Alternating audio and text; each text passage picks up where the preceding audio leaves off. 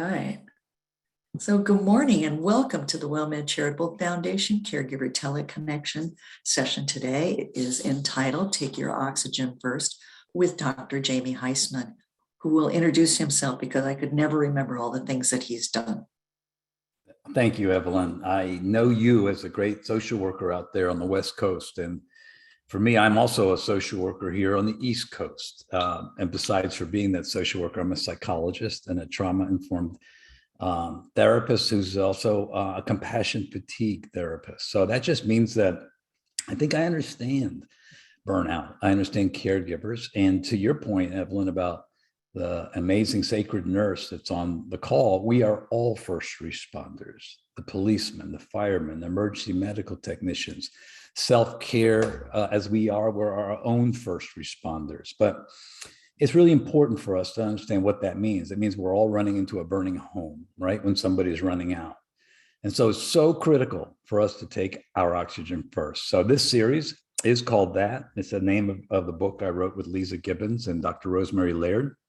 But the series now is going to take a new direction. We're going to talk about concrete steps, 5 steps to transformation series. And today for caregivers, I'd love to talk about how to manage our own self-trust on this road less traveled. Now, if the internet should go down, I'd like for everybody to feel autonomically safe. I always think that's critical. And you'll see at the end when we do breath work what that means. But I will call back in, Evelyn, and for sure you can take it and I'll just catch up with you. But transformation takes courage and resolve. That's critical. See, I know that as I always say, the choir has tuned in here because I know I'm preaching to the choir, quote unquote. Anybody who called in, anybody who's on Zoom or on the teleconnection already is a step ahead of the game. They are already self-aware, right? And I think it takes great courage to be self-aware and to understand that we need to look at our lives and maybe need to take that self-awareness and grow. So all change is hard at first, messy in the middle, and so beautiful at the end. And those who have checked in here, I hope you're going to understand that the end is probably never going to be in our lives, that we're going to be constantly changing. We're going to be constantly transforming. Hopefully, we're going to be constantly getting closer and closer to authenticity because we always have to ask, are we an image? Or are we real? I know that sounds odd, but you know, the real self inside of us, and we'll get into a little later, has to be the authentic self, the self that's stripped away from all of the codependent sort of roles and whatnot that we play. It also has to be the self that feels good about ourselves, unconditionally attached. So nothing tells us more about our values and who we are than our daily behavior. And I thought it was important for us to mention that what Robin says here is that your daily behavior reveals your deepest beliefs, right? So if you're anxious, stressed, overwhelmed, okay, what do we do to take our daily behavior and to lessen it, to become more authentic? And why do we need to start today? Well, I had to use this. When I start this process today, well, let's just say Bob Saget. I mean, at the end of the day, when you're 66 years old and you're happy and doing things, finally get your comedy sort of stand up on the road and enjoying it, and then all of a sudden you die. And at Ritz-Carlton in Orlando, which was a sudden shock to everybody, we then need to know that the life is sacred and we're never promised tomorrow, that today is the first day of the rest of our lives. And if that doesn't work out for you, yes, tomorrow is the first day of the rest of your life. But remember, we're never promised tomorrow. So it's important that if we think that we need to shift, change, and transform our lives, even if it's slow and arduous, do it today. Start today, baby steps today. And those who tuned in obviously, again, because you're self-aware. But also understand that you tuned in here for 5 steps. I think if you saw the advertisement. And all the 5 steps, any step we take towards ourselves, towards who we are, to knowing ourselves better, to taking care of ourselves better, that self-care isn't selfish. It's literally going to raise our self-esteem. And I don't think anybody more than caregivers know about that, right? Every time I had worked at Lisa Gibbons Foundation and developed caregiver respite sites around the country called Lisa's Places, I used to see an inordinate amount of guilt And people will say, how do I get rid of this guilty feeling? And I said, as a psychologist, guilt is inversely related to self-esteem. So the higher your self-esteem, usually the lower your guilt. And if you're feeling exceptionally guilty, usually you have to look at your self-esteem as an answer. What can I do for my own self-care? So you checked in today, I believe, to understand that, okay? And what I'd love to do is give you a background of what we need to be mindful of in this transformation, but also give you 5 transformative tips to concretely start that process. So in light of caregiver guilt, and there's nobody on this call that doesn't understand that, it's important for me to actually say, what Tony, who is a great underwriter of our charity, was that high self-esteem comes from feeling like you have control over events, not that events have control over you. So, right, we can't control so many things in our lives, our loved ones, chronic or terminal or acute illness, whatever they got, but we can deal with our own sort of response to it. They too have the same dilemma that they can't necessarily control the disease, but they can control their response. So you checked in here, and I would love to experientially start, because that's what I do. So I'm an experiential trauma therapist. And I'd like for us to understand that we're going to need a simple tool if we're going to start a transformational process. And it's the first step to the 5 steps. So there you see on the right is my daughter. I'm an ARP daddy in his mid-60s, and I have a 10-year-old daughter. Wow, what a curveball, right? Not the AARP plan, as I often say. And that child of mine is amazing. Her mom and I do not live together. She's across town. Her mom is an acupuncturist from the East. I am obviously a psychologist from the West. She's Buddhist. I'm Jewish. My dad's a Holocaust survivor. So my daughter's a little Buju. She's like the next generation of, I think, the master race. So she's on my back. That beautiful child on my back is my why. Okay, that's my why. Why do I say that to you? Well, I always bring it home for you that, I'm in therapy. Of course, I am a therapist. I do believe in self-awareness and growth. I believe it both as a patient and I believe it as a therapist. But I also believe you need a reason why. And so I'm going to ask you to really go inside yourself for 15 seconds. That's all. And before we even start talking about these 5 steps, I'd love for you to get in touch with your why in life. Why are you really doing what you're doing as an amazing caregiver, or that maybe you have done caregiving, and why did you do what you did? We'd all love it to be ourselves, of course, but sometimes it's a person, sometimes it's a mission, sometimes it's something else. So I'm going to ask you all to close your eyes, if you will, and put your feet on the ground with your back upright. And I'm going to ask you really to go deep inside yourself and find out, okay, if you were anxious or depressed and you had to wake up in the morning, which we all have to do all the time, and I did actually today, I felt that way this morning. What is the why that you get up for? Because that why is going to begin our path today. So, okay, take the next 15 seconds starting right now and go inside and check out your why.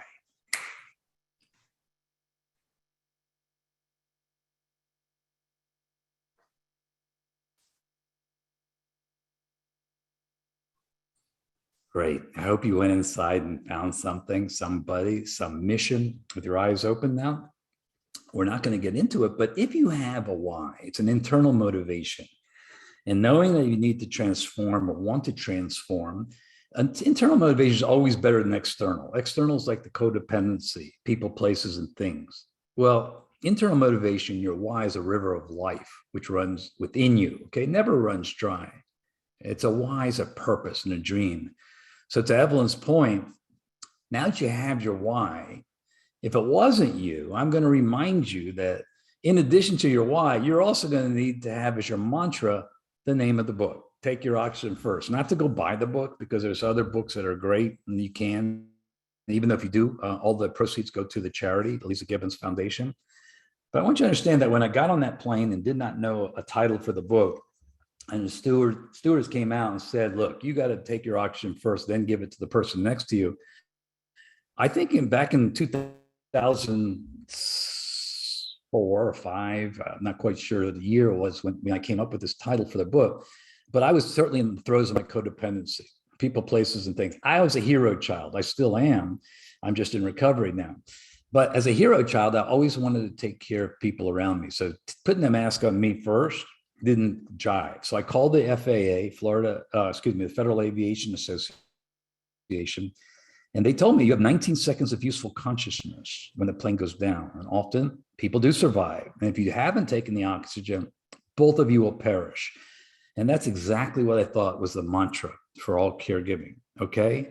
But I also believe if you're going to embark on this path of change, it has to be your mantra as well. That nothing can sidetrack you. Like my mother, God rest her soul, say, keep your eye on the donut, not the hole. The hole can be that stuff happens. My daughter says, poop happens, Daddy. So here's the gig that we need to remember. If you kind of got the why and you got the understanding to take your oxygen first, here is another truism. We find it in AA. I found it in Codependency Anonymous, but serenity, what is it? It's literally to accept the things that you can't change, right? The courage to change the things you can, and the wisdom to know the difference. So stuff does happen, happens all the time. COVID, hurricanes, unfortunate losses, grief, things all around us, things that we can't control, things that go bump in the night. So honestly, sometimes that stuff, it could be meaningful to us, okay? It could be things that whatever. And right now, stuff is like even the Ukraine war that you're watching right now. So what do we do, okay? What is our response to stuff? That's what we have full control over. And that's what I'd love for you to understand, that these things hitting us rapidly, we don't have control, but we do have control over the response. I had a patient the other day says, I'm so taken back by this media coverage, I don't know what to do. And I said, you're right.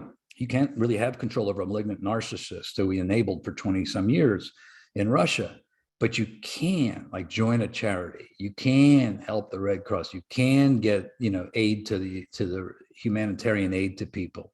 These are things you can do. That's your response.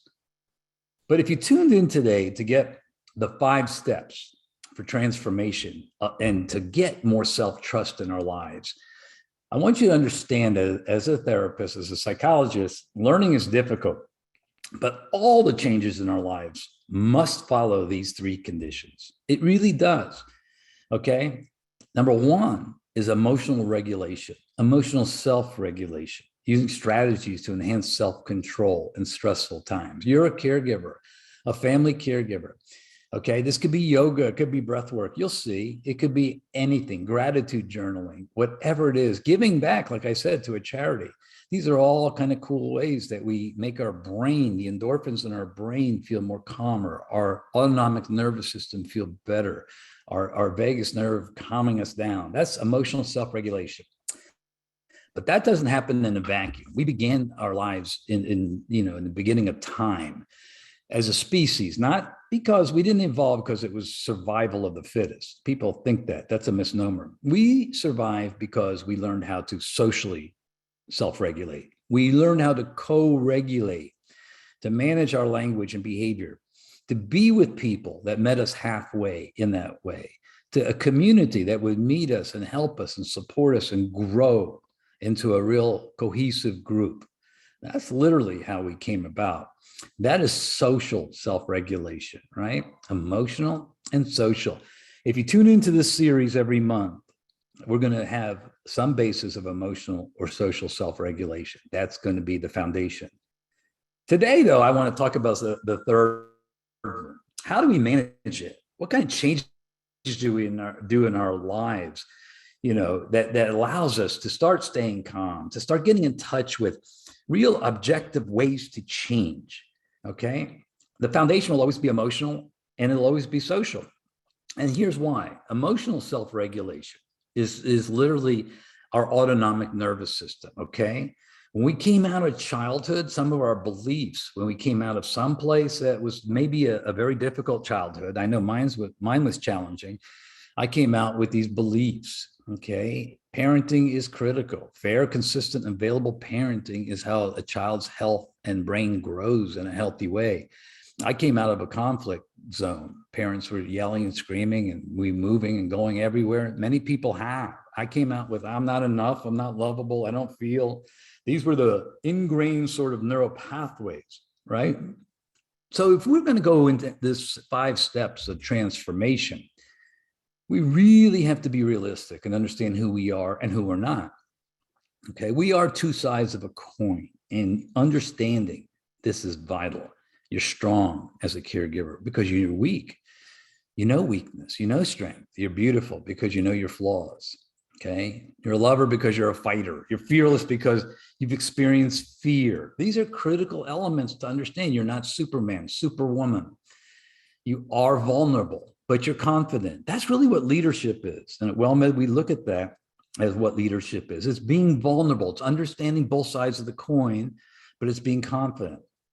So emotional self-regulation is really about development of boundaries. How do I keep myself safe? Listen, as a therapist, a room that's safe between a therapist and their client is half the battle. A person being able to trust each other, to bear witness, to listen to each other is half the battle. That's a boundary. That 9x12 room is a boundary. We feel safe in it. Okay. We are able to establish our values there. Understand that. And that's important for us to understand it as we transform our lives, is setting boundaries. I'd love if you're listening to write down Dr. Brene Brown. She's a very understandable psychologist on YouTube, and she will take you down a road where you can understand even more about boundaries. Because when we fail to set boundaries, hold people accountable, or hold ourselves accountable, we often feel used and mistreated. And that slogan, expectations are the seeds of resentment, usually mean our boundaries aren't in place. So emotional self-regulation, really the first part of this foundation of the steps of transformation is this: stress reduction. If you're a caregiver and you're on this call, the best thing you can humanly do for your own emotional self-regulation, which is critical as a foundation for change, is get in touch with your stress. Okay, by taking your oxygen first, I need your stress to be first and foremost. I need you to understand breathing exercises, which you're going to learn a very cool one at the end of this presentation. I need you to understand that when you're feeling nervous or anxious or overwhelmed, that you need a quiet environment, okay? Comfortable position. You need to do some meditation or yoga. Certainly, you need to be in a healthy social setting with healthy social people who have your back. All of this is important. Stress reduction is emotional self-regulation. That is it. That dropped the mic. This is what you can do in a situation as a caregiver.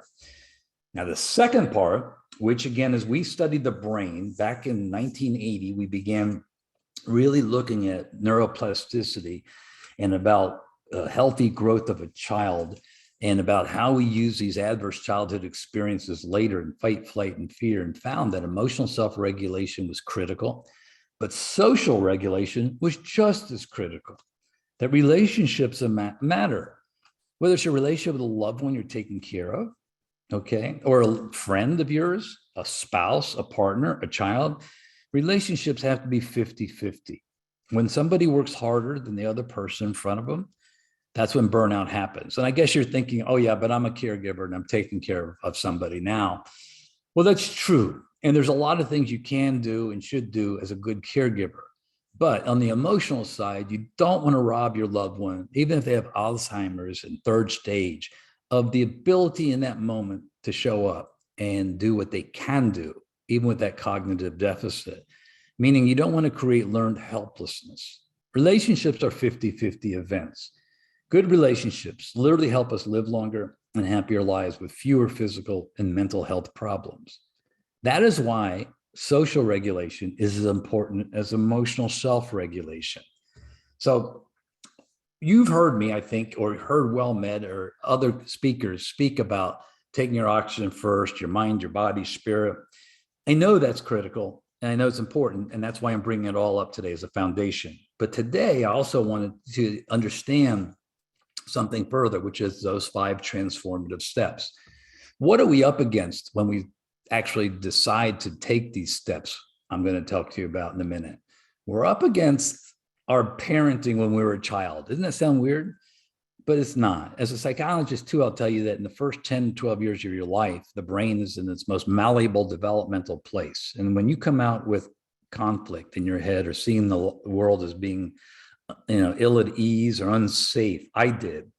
You're going to come out with that fight, flight, and fear response. And that's because your parents, who may have done the best they could and probably copied what their other parents did before them, they may have done the best they could, but there was deficits, right? There is no such thing as a leave it to beaver family.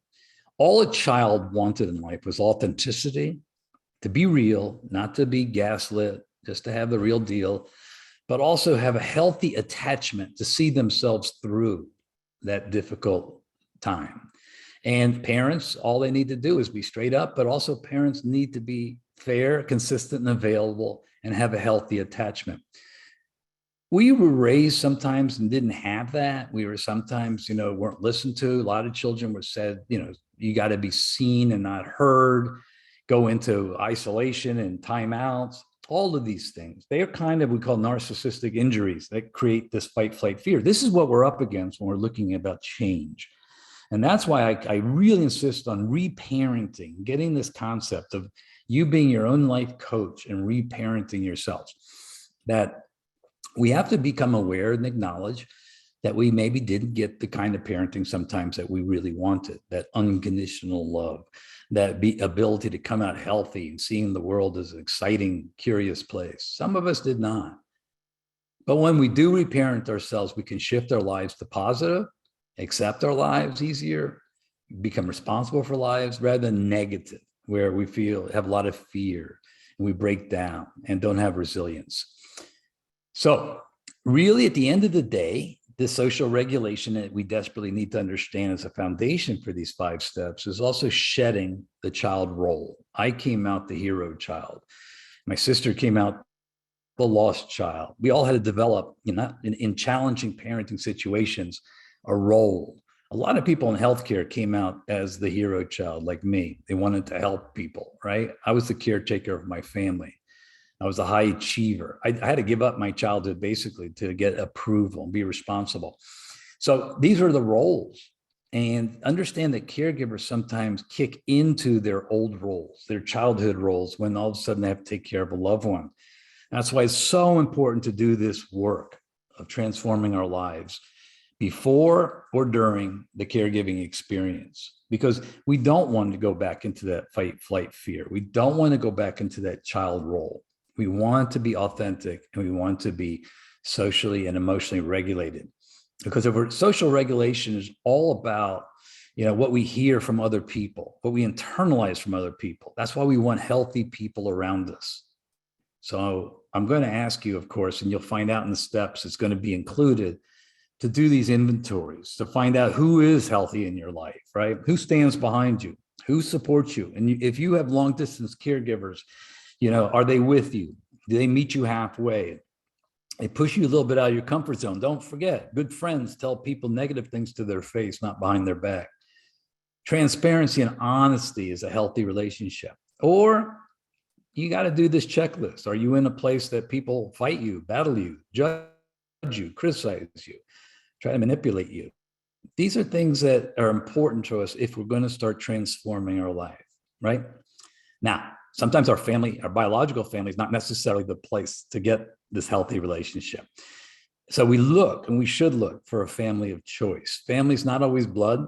It's the people in your life who want you in theirs, the ones who accept you for who you are, the ones who do anything to see you smile, and who love you no matter what. It could be your church, your synagogue, your ashram, your neighborhood, support groups. Caregiver SOS, has fabulous groups all around the state that can be there for you. These are new families of choice, because it's important. If we're going to grow and transform, we need healthy people around us. But you all tuned in for the 5 steps. And so here is the 5 steps of managing, of really looking at ourselves and making a concrete plan to really emotionally self-regulate and to socially regulate. Okay. The third part of this is self-management. And so I am going to ask you to suspend all the things and pretend like you understand everything about emotional regulation and social regulation now, which is all what caregivers need desperately to be healthy in this process, and really look at becoming your own life coach to actually transform your life. Okay, I am it. Now, why I bring transformational coaching up is interesting because you hear coaching everywhere and you see it on TV, sports, coaching that screams at you and says, you got to do this, you got to do that, or be calm and expect yourself to be calm doesn't ever work. What I'm going to say before we get into the 5 transformational steps to change and finding self-trust is that being a coach for oneself is keeping promises to oneself. That's the internal piece that raises your self-esteem, that lowers the guilt, that when you coach yourself, you have to be realistic, but you don't have to yell at yourself. You don't have to go down a rabbit hole of negativity, beat yourself up. No, you simply have to meet your promises. That's all. Promises we make, and make it very, very, very manageable. Okay. And be kind and be benevolent to yourself, right? It's so critical to understand that. So the beauty of emotional self-regulation, which we'll get into future sort of presentations more in depth, or social regulation, which is really being around healthy, safe people. That's a necessary foundation for a building of really these 5 steps I want to talk about with you. The 5 steps for effective change to really gain self-trust in our lives. Okay, I want it to be different than your mind and body spirit, which is so critical and so important. And at the end, I'm going to explain to you there's a lot of places to go to do that, and a lot of places to further explore the emotional, social side.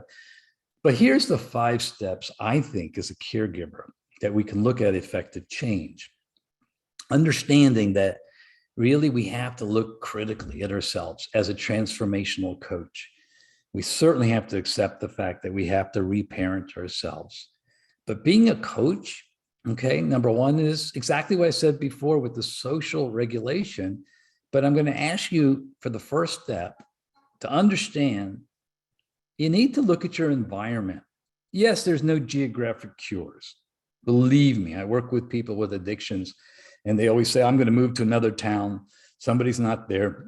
I'm not going to be able to buy alcohol or drugs. Or I've got somebody, yes, geographically, that's all fine and dandy, but you always take yourself with you. So emotional regulation and social regulation needs to accompany.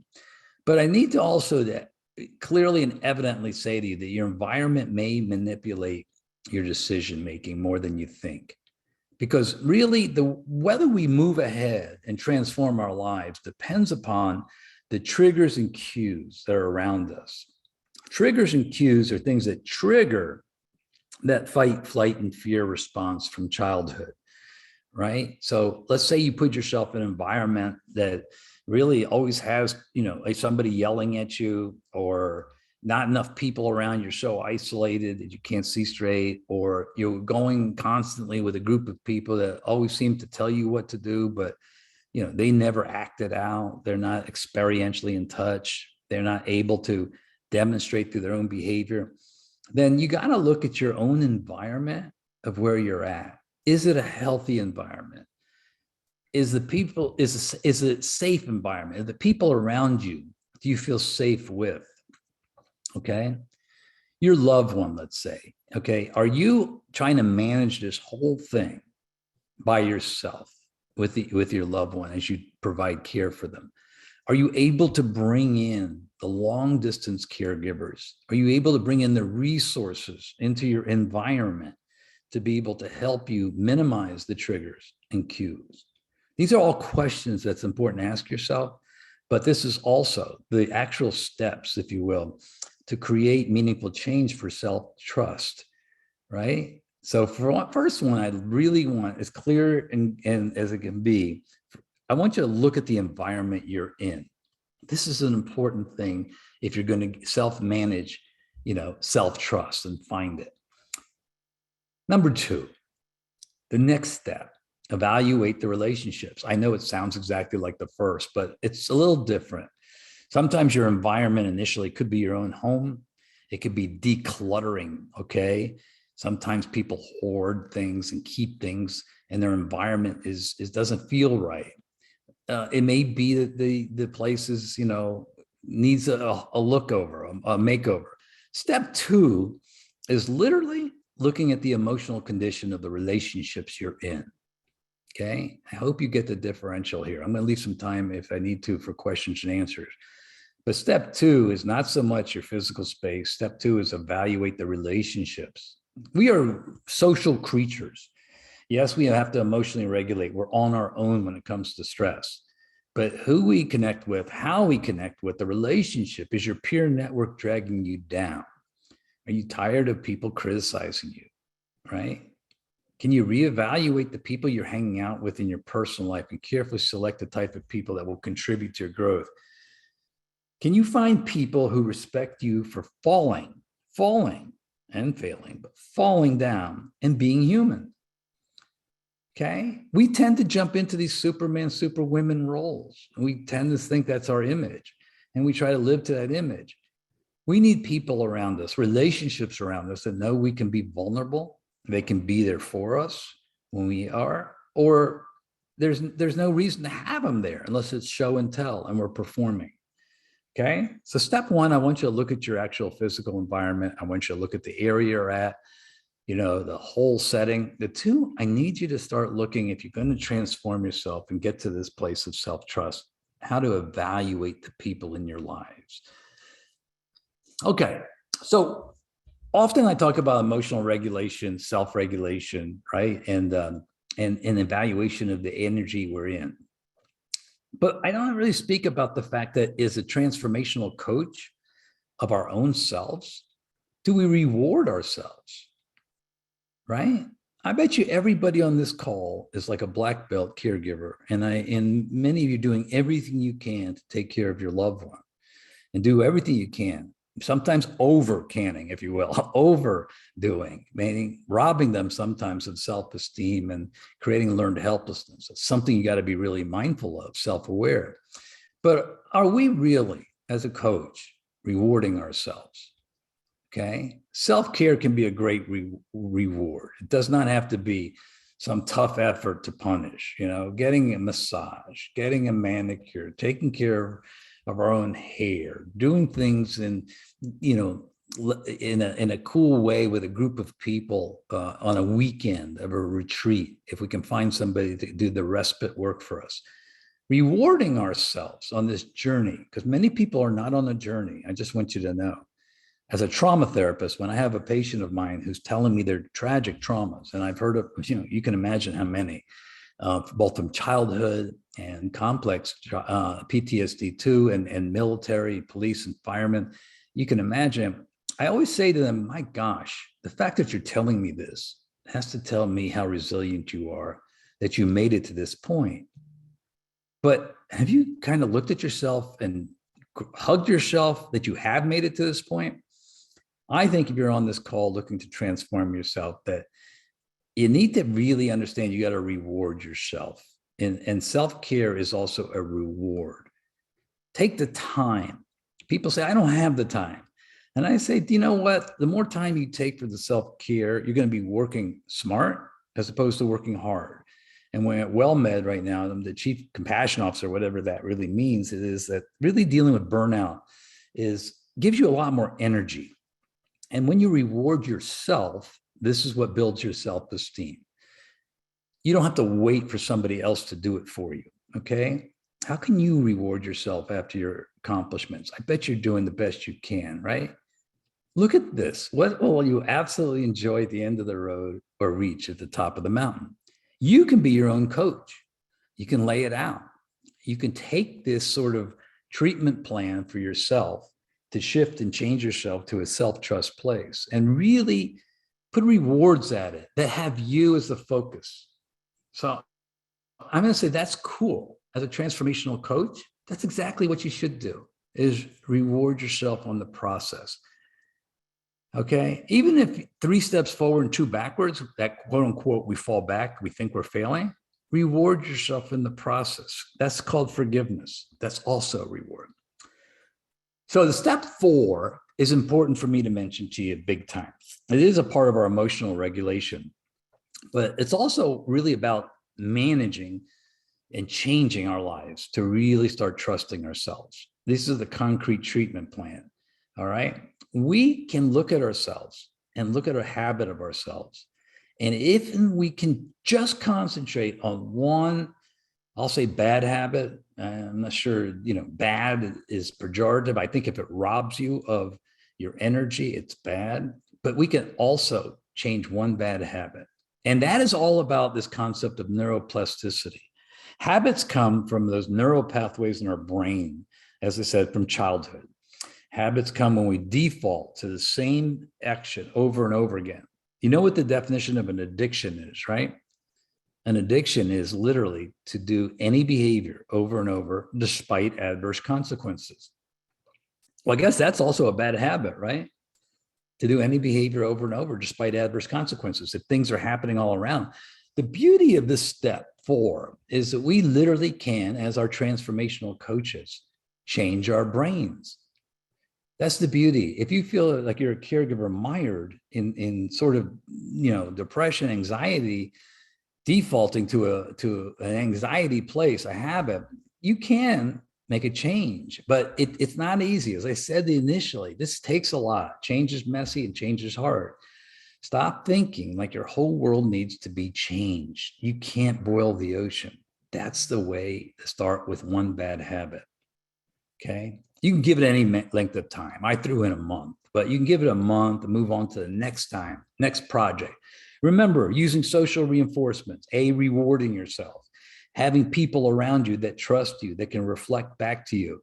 Look, if you do this just one bad habit at a time or one habit at a time and not look at this as a big deal, you will be reaping the benefits for years to come. Our brain can rewire itself. But just like going to the gym, these situations have to be in place. You have to be dealing with your stress. You have to be in a social, healthy place. And that's it. So finally, I'll let you guys go. Step 5 is setting your goals after this, hour together. I'll say this, be kind to yourselves. If you can't overcome procrastination, then welcome to the club here.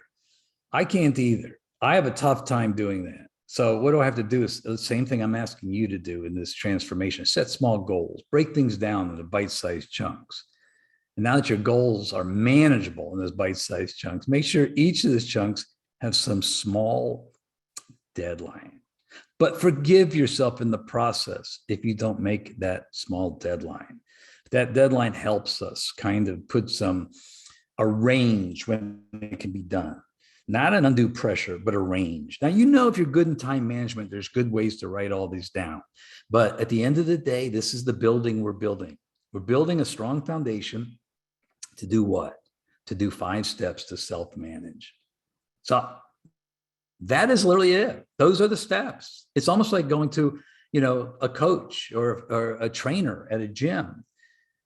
He or she's going to make sure that you're emotionally sound, that you're in a good, healthy, socially regular place. But these are the goals and treatment planning for yourself. So I'm going to say to you this, as we kind of wind this conversation down, is take the 5-step process slowly. Okay. Realize that it's really a marathon, not a race, not a sprint. The journey of 1,000 miles begins with just one step.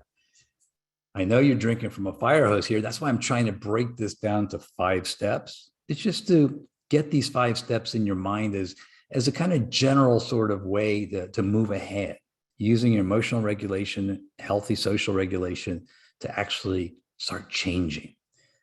But understand that doesn't come from reading a book. As a therapist, I can tell you that you can't teach somebody awareness. They have to learn it experientially.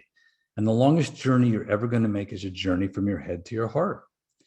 So I'm going to ask you to be open-minded to doing new things, experiential learning, making sure you have a healthy group around you to catch you as you fall. So I'm going to end this the same way I always end every sort of presentation I do. And it's done because literally it takes us to our heart instead of our head. I do this because truly, if we try something together here, we take away a tool called self-awareness, and we use our breath. And our breath is the key all times to trust ourselves. I can't wait till you all kind of explore things after our presentation here of why the breath may be the most important trauma reduction technique. I'm going to say the same thing I said to Evelyn as I started it earlier. If you're a first responder, that was my first gig as a therapist. I used to teach trauma reduction techniques to policemen, firemen, and emergency medical technicians. And the greatest trauma reduction technique was using the breath. And the breath was a way to bring self-awareness, and it reduced anxiety, stress, and anger. Here's how the breath works in our body. If you're feeling dysregulated, unsafe, walking on eggshells, okay, some of the things I might have just said about the transformative path may have you feeling a little bit that way. I don't want it to, but heck, you never know what dysregulates us. That's where breath work can come in. You can take a negative experience, turn to a positive, strictly by being your own trauma therapist, your own transformational coach, by incorporating breath work into your lives.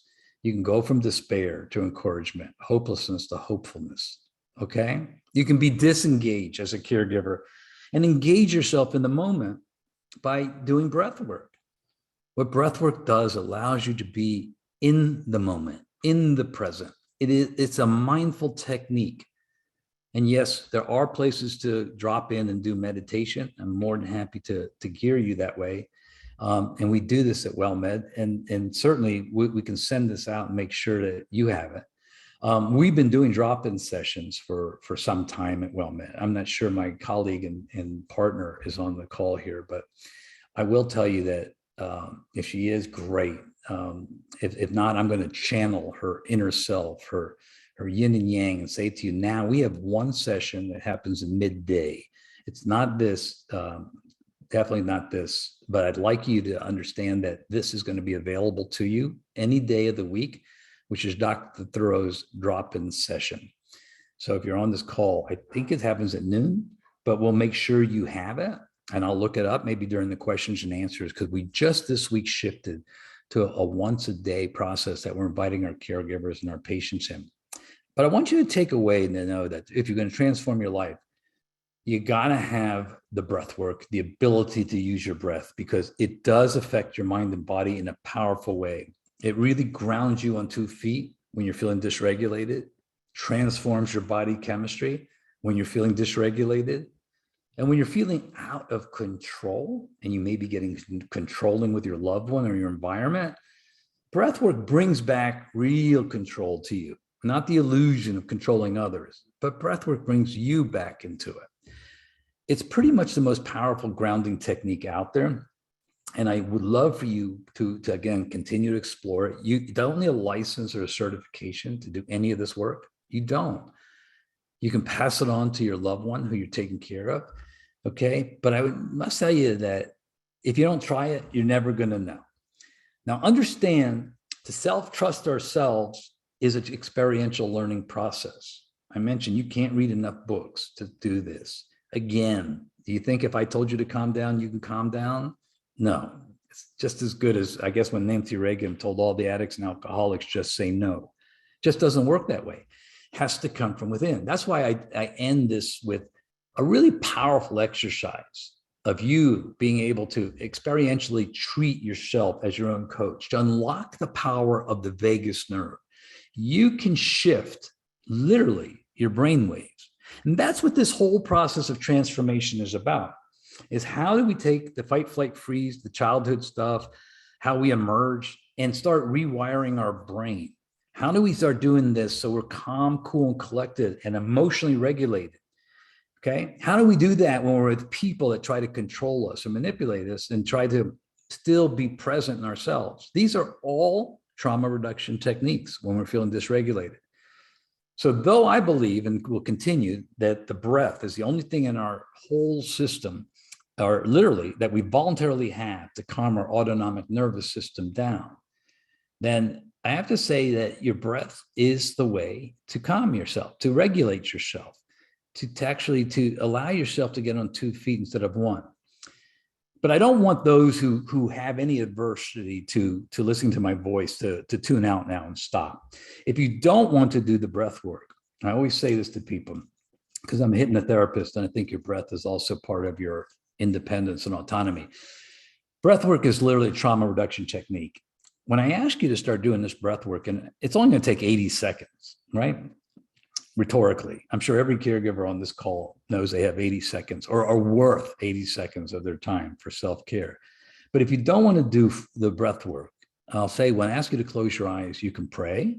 That's a trauma reduction technique. You can meditate. That's a trauma reduction technique. Stay silent. Okay. Or you can go to a safe place that you once were, touch it, feel it, smell it. That's a trauma reduction technique. All of these kind of does really promote sleep. It reduces pain.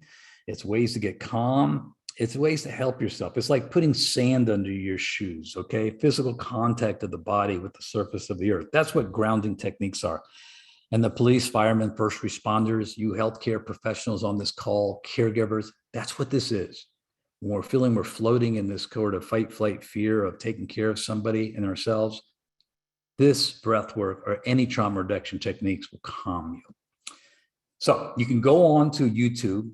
I'd love you to look at Dr. Andy Weil. I had the pleasure and the privilege of working with him 25 years ago. He is an integrative medicine physician at the University of Arizona. He brought 478 to us, and I think it's the caregiver dream. I also think it's a prerequisite if you're going to transform your life and take these 5 steps. Emotionally regulate your life, socially regulate. I don't think there's a more important intervention we can use than our breath. Why? Because literally, as I said, with 80 seconds, our breath work will calm our autonomic nervous system down. And Dr. Weil brought us a specific technique called 478. So here's how you do it. Okay, those who want to do this, great, you can. Those who want to do an alternative, I offer them to you. But 478, I'd love you to continue to try. Try to get this in your mind. Try to rewire neural pathways using this 478. If you use it in the moment, it'll calm you in the moment. If you do it 4 to 6 times a day, you'll be more proactive. Okay, you'll be able to, over 6 weeks, Dr. Weil's claims, and I think he did this evidence-based research well, you'll be able to really sit back more and not be as reactive with anger and anxiety. But here's how you do it. You'll use your voice later. You can use Dr. Weil's voice when you go on YouTube after our presentation. But what I'd love to you, when I ask you to close your eyes, to breathe in through your nostrils for 4 seconds, like this. It's cool, it's refreshing, it's calming. It also shows we're alive. Swish it in your mind for up to 7 seconds. If you want to picture peace or serenity or guided image, you can. If not, you can just be silent, okay? But let it swish around for up to 7 seconds. But what really does the deal, the secret sauce, is your exhalation. So breathe out for up to 8 seconds loud with a real gusto, like this.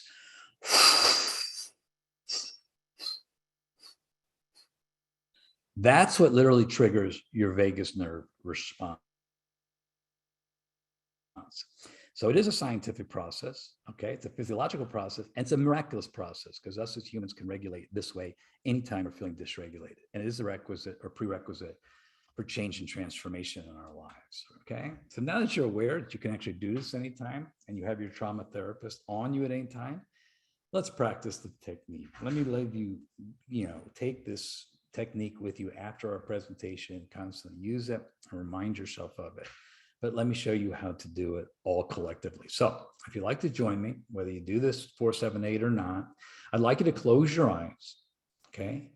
Put your feet on the ground, okay? If you have shoes on, I'd love for you to feel the floor through your shoes. If you're barefooted, I'd love you to feel the floor through your feet. And with your back upright, with respect for your body, we're only going to do this 4 times, but let's calm ourselves. You've taken a lot of information in. You drank from a fire hose here of emotional health. So let's calm ourselves. Okay, with our eyes closed, feet on the ground, let's breathe in now through our nostrils for 4 seconds. Keep it in our mind for up to 7 seconds. Now blow out with power for 8.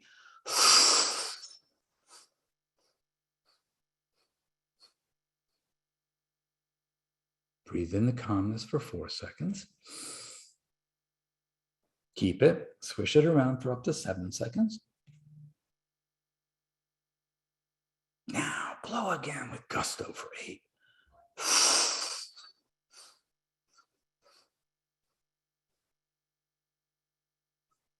Breathe in the calmness for 4.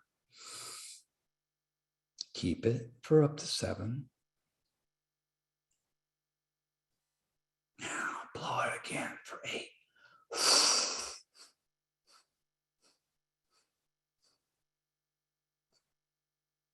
Last time. Breathe into calmness for 4 seconds. Keep it. Swish it around for up to 7 seconds. Now blow out all the anxiety you're feeling on this Thursday break.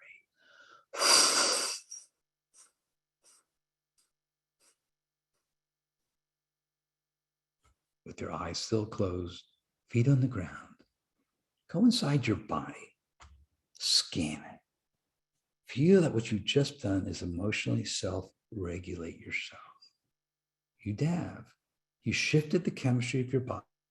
You've created oxytocin, which is literally a hormone, connects to your neurotransmitters.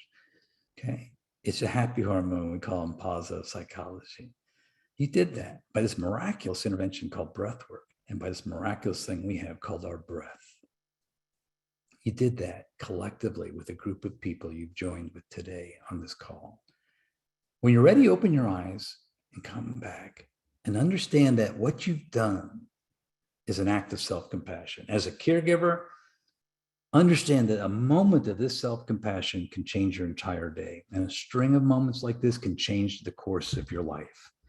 Look up Dr. Christopher Germer. He's wonderful. He's at the Mindful Self-Compassion Institute in Austin. If you need us and you want us to ever show you breath work, fine. You're at tyOF@wellmed.net. I do suggest if you can get YouTube, just go put 478 in YouTube and WEIL, which is Dr. Weil, and that cute guy with that beard, he'll come back up and he'll do 478 with you right there. But realize it's an important piece of our lives to emotionally regulate, to socially regulate, but to take these 5 steps and really to truly transform without the anxiety and stress we need. So caregivers, happy self-care. Just do it.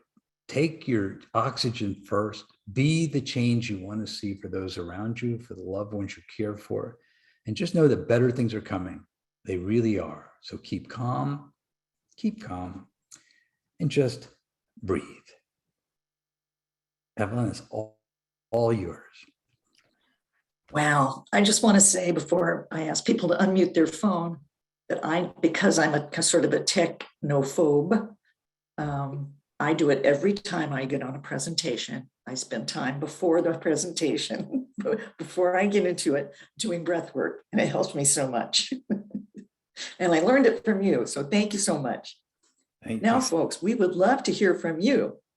We've got a lot of folks on the line, and you can unmute your phone. If you are on a telephone or if you are on Zoom, you can tell us that you want to talk here. And if I could actually thank Tashanda, I just saw, thank you, Tashanda, you're so kind.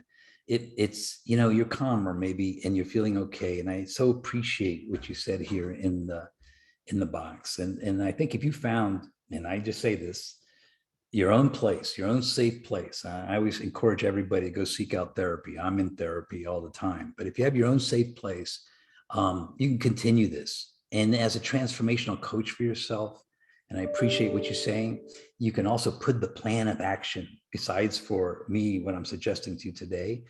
What blows your hair back? I'm going to end with this. Psychology is about awareness, transformation, and self-love. So then once you're aware, you're no longer naive, and then the body has to transform. Freud called it cognitive dissonance. We've got to find a way. It could be anything. It could be this way, 4 agreements. It could be, Jesus, Moses. It could be Allah. All those ways are transformation, whatever blows your hair back. But at the end of the day, it's about self-love, and that's what the end result is, and then collective love. So I know you can do it, Tashanda, and thank you for saying what you did.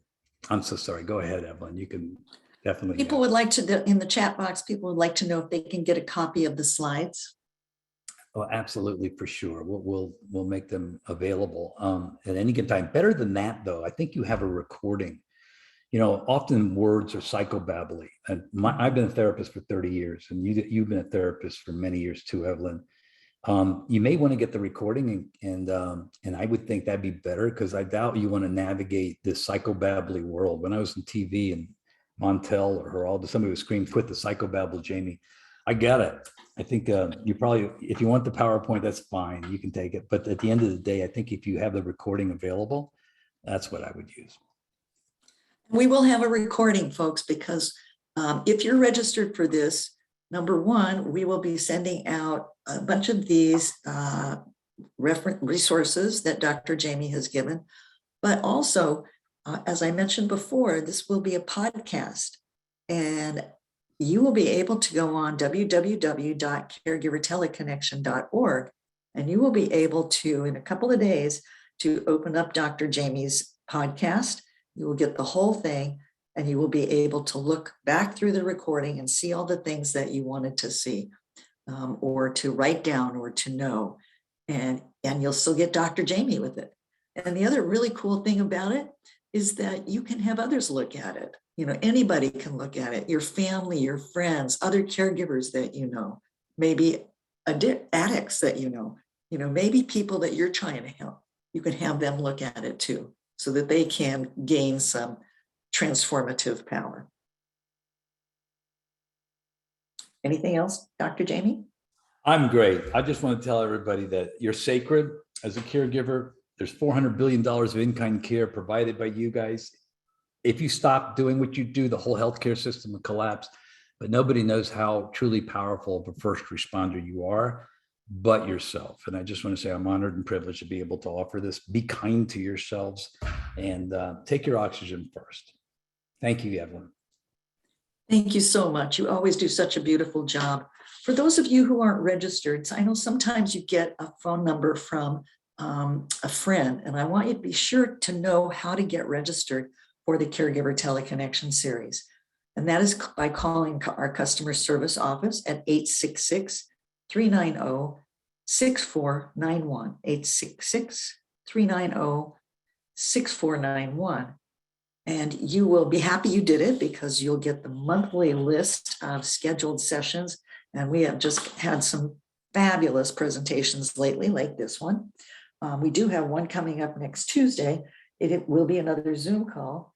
And it's about what is the difference between hospice and palliative care. Because I think many of us are a little confused about that, even those of us in the business. Where does one begin and the other end, or how do they overlap?